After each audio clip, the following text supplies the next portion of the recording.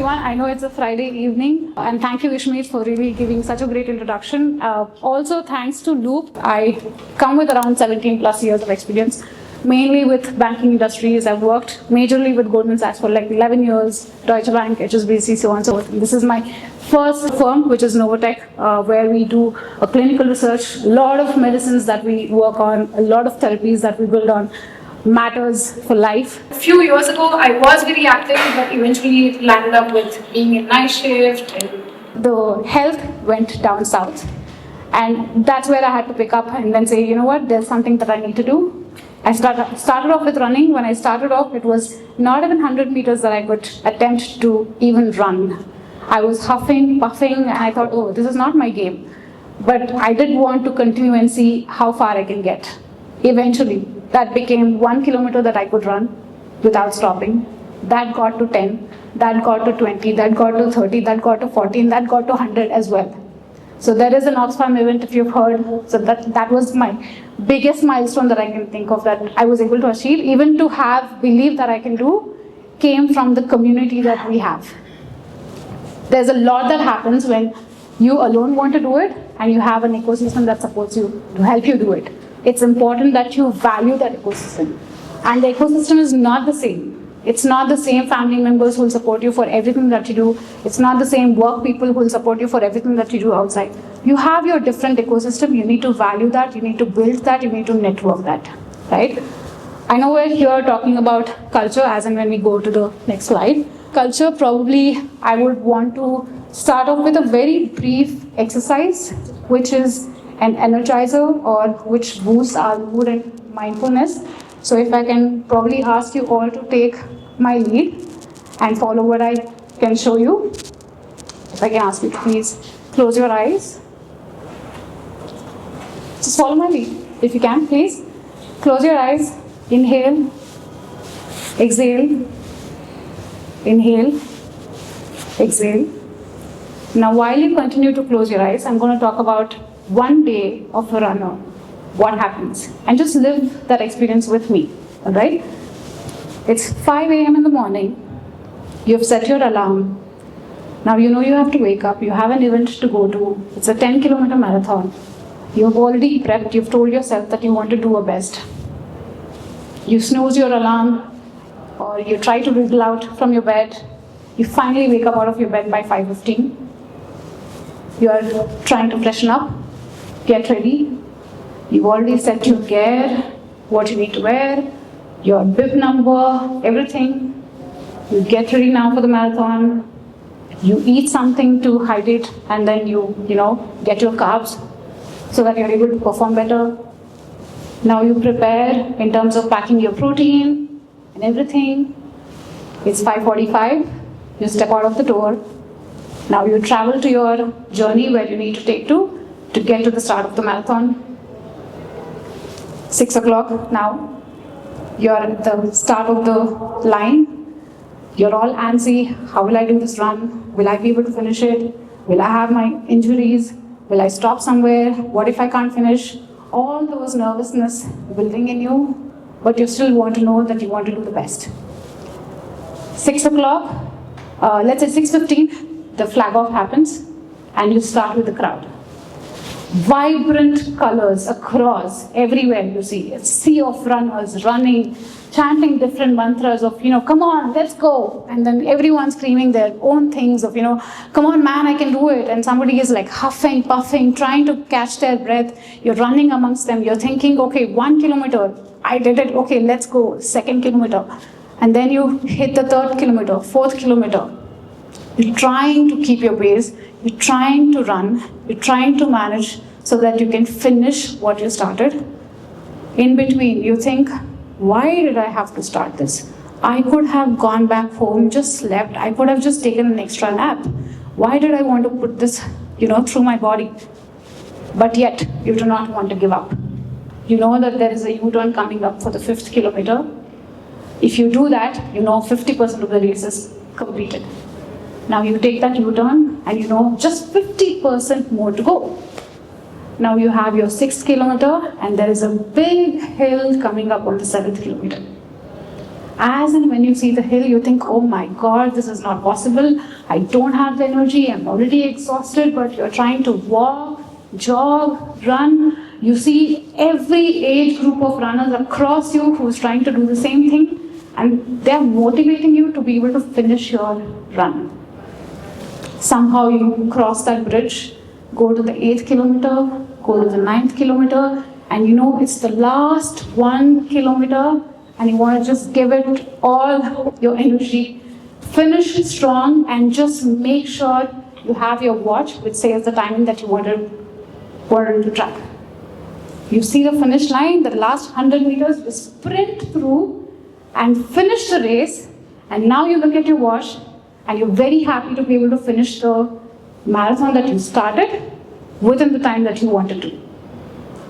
And you're still trying to catch up on your breath and feel proud, all your endorphins, all your adrenaline rush, that what I practiced for so long, what I woke up for today morning, what I promised myself that I will not give up, I was glad I was able to keep up with it. Thank you for going along with me. Now you can open your eyes. How did you feel? Great. Great? Yeah. Were you able to feel that endorphins? Yeah. Were you able to feel happy? Imagine you did that only by just sitting here. If you were to step out actually and feel that, it would be 100 times, happier, 100 times more energetic. And also, science backs this data that whenever you step out in the morning, especially the morning energy, morning air, when it hits your brain, you have that fresh oxygen in your brain. It keeps you alert, sharp, active throughout the day. That's the transformation I have seen for myself. That's what the journey that I wanted to take you through with a very small exercise that we did. You can move to the slide. That's exactly what I wanted to say. The culture that we are trying to bring in is something that we live. It cannot just be a label that I talk about. Unless I live through the experience, I will not be able to take you through with this much of detail or knowing what exactly we run through. So it's not always a smooth journey. I start something, I will say, oh, 10K, I can finish it. Oh, this project I can finish. No, there is always ups and downs. If you've seen a mountain, imagine there are like 3 mountains. When you climb a mountain, will you be just able to jump from one mountain to another? Not possible. You have to climb the mountain down. But while you climb the mountain down, there are many learnings that you take that you start, rehearsing, rewinding.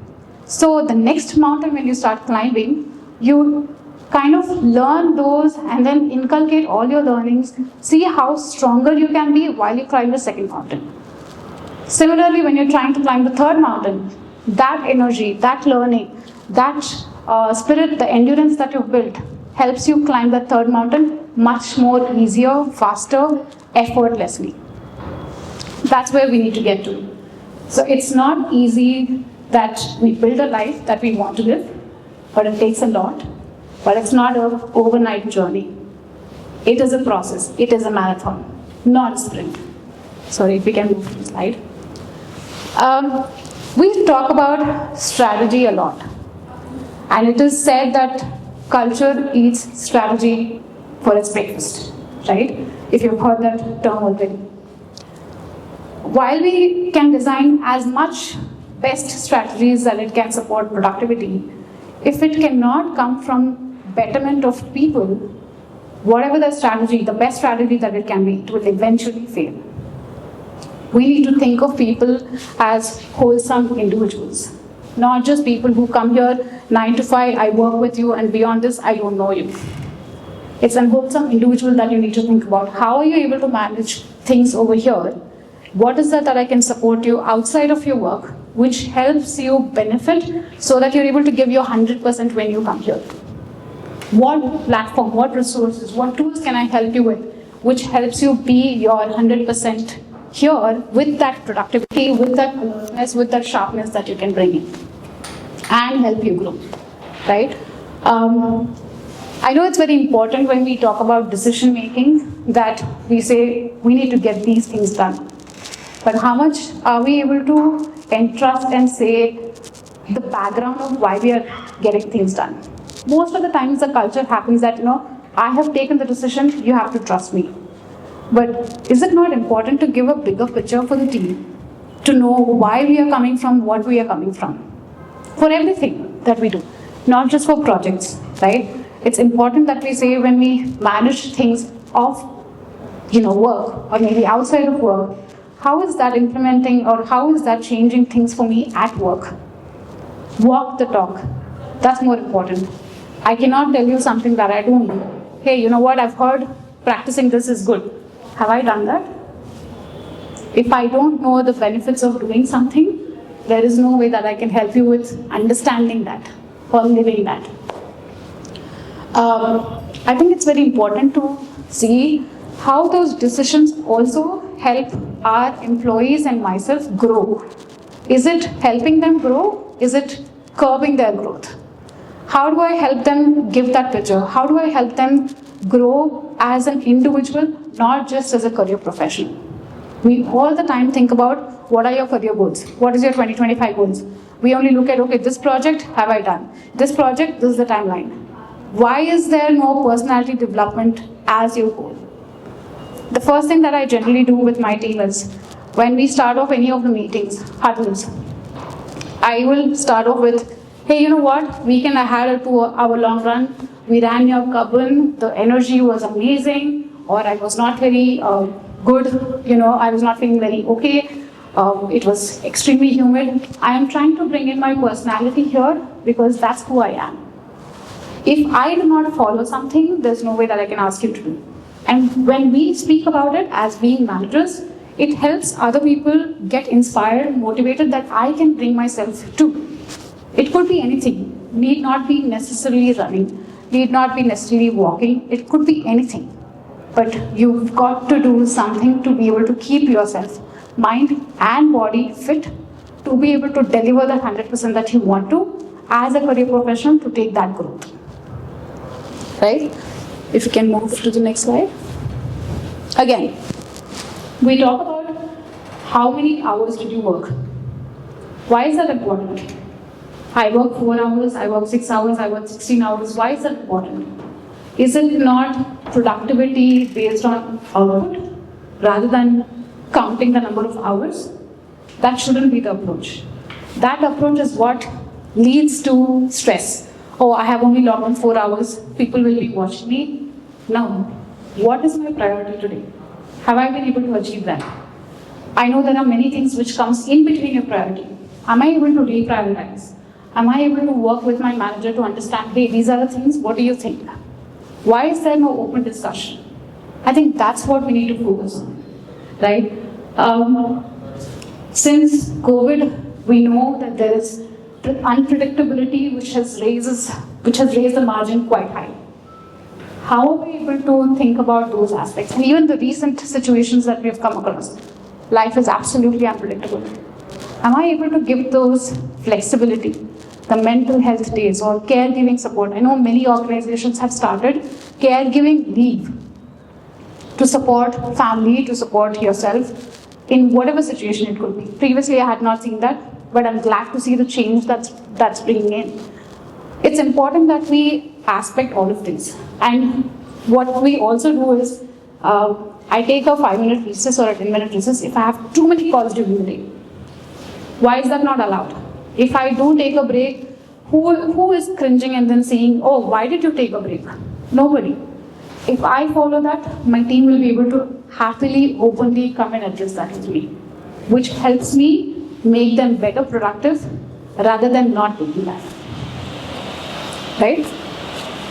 Again, whatever we were talking about, if I were not able to provide that culture, be open, this will just only be a buzzword. Your burnout will only be a buzzword. We are just only labeling it and talking about it rather than actually giving them the support system, the resources, the tools of how we can actually identify them early. What we generally do, what I have actually generally done is, I do a lot of pulse checks. When I say pulse checks, not just waiting for maybe a one-on-one meetings or a weekly catch-ups or a monthly catch-ups or an appraisal. No, it's a real time. We have very informal conversations across the floor, right? It's very easy to say, hey, you know what did you do over the weekend? This is how you're doing, how's your day looking? Or it could be very easy to even just to see when, I think face speaks a lot more than words. But people try to ignore that because they think if I were to ask this question, I might invite trouble. They might say that I'm going to delay this project. There's a lot. I've heard these as well. Please think about it in the way that if you were in that situation, and I say this one thing and I try to live by that kindness never goes out of fashion. Please be kind for all of us, including me. It's important that when you notice those changes in the face or emotions or responses or tones, you really identify, what is that it is causing? What is that is going to fuel them? What is that is going to burn them out? How can I help? What resources do I have? Is there a training that is needed? Is there a time off that is needed? It's important that we look at those aspects as well while we are trying to have a work-life balance. It's not very easy, but it takes time to get there. Well, we were talking about everything which says if we don't address this early, then the recovery will only cost you emotionally and financially. We will only be looking at retention discussions, not at catching this much early in stage. So to avoid that, we got to do all this before. Moving to the next slide. So we were talking about this in terms of increasing frequency, but let me tell you one thing. If I come to you today, let's say you're my manager, and if I come to you and say, hey, let's talk, or if you're reporting to me and I say, hey, let's talk, the first thing that comes to you is like, oh, what did I do? Why is feedback, or if I say let's talk, taken always in the negative sense? Not necessarily. It could be that I'm giving you feedback that you did amazing and I just want to talk about it. But the moment I say let's talk, it is considered that I screwed up something big time. Now I'm going to hear about it and I'm trying to think, rewind and see, what did I screw up? What did I screw up? It is just 10 steps away to the meeting room, and by then I would have thought 1,000 things in my head. Be very open to feedback. Create a culture where feedback is not becoming scary. That 10 step doesn't take you to, a 10,000 mile run that you have to do, but rather it is being, okay, I get to learn something. Either that how I can do things better, or I've done something and that's what I'm going to hear about it. Be very open. Create that culture with your team that they are not worrying about when I say let's talk. Right? Again, when things go wrong, do not have the mindset of, why did it go wrong and start nagging on it. Rather think about, okay, this has happened, what is my action? Be very progressive. That's how we need to move towards. And I know it's important we celebrate wins, but at the same time, it's very important to celebrate the failures. They say failure builds character, success builds ego. It's important that we build a strong character, not the ego. So it's important that we celebrate failures and make sure we have enough and more learning to be able to lead to success. Move to the next slide, please. Okay. While we talked about culture at workplace, it's also important to know, as HR managers, what is our role? We need to be the architect of, energy winners. We need to think about sustainability. What is that the team or the firm? How do I fuel them? What is that it is going to impact them? Maybe it could be bringing more insurance benefits, which will help them understand what is the thought, what is the process, right? Or it could be a preventive care. Like when we are training for marathon, it's important that I do a lot of intense trainings. It's important I give rest as well. But if I'm not able to bring that at work, as HRs, I'm sure when you have your compensation cycle, your promotion cycle or anything, that project or that timeline, it becomes extremely intense. Can I have some recess or a break, either before or after, so that I'm able to recoup and then again start off with maybe another project? Think about what we can do. There's a lot of resources and tools, you just need to utilize them. Well, if you don't have the data, you will not be able to design your culture better. Use your engagement surveys. Have some real conversations. Do the pulse checks. It's important to hear from people, not just on the surveys, even through direct conversations. To know what's been happening, how is it going, what is it that they're not addressing, and you have to read between the lines.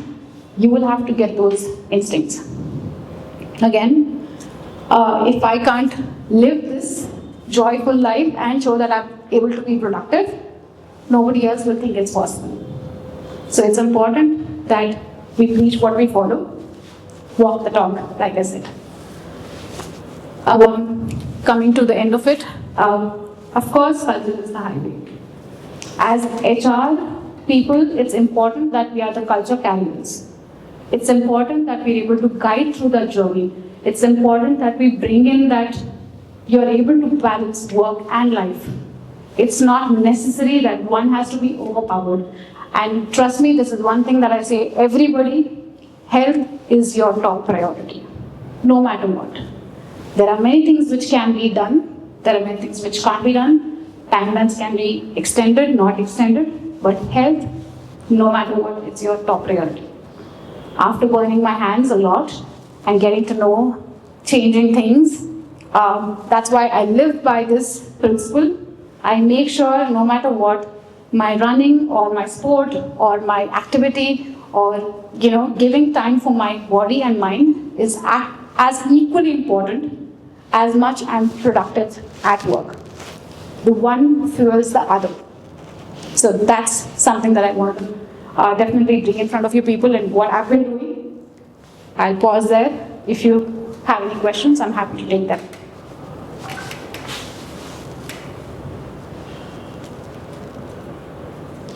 Yes. Sandhya, I've noticed that people talk about you should celebrate your failures, but frankly speaking, I work with 4 organizations, nobody is doing it. But don't you think it's just there, like in the books, people talk about it, but nobody is doing anything about it. So what do you think about that, and how we can build that kind of culture? Thank you for your question. It's very important that you ask that. Like we said, culture is just not a label. Similarly, celebrating failures and saying that is just not a label. You've got to follow it. I think it goes back to in terms of, what exactly is the failure? It can't be something which is taking your job away. There should be failures that you learn from. At the same time, it can't be a failure which is impacting your job.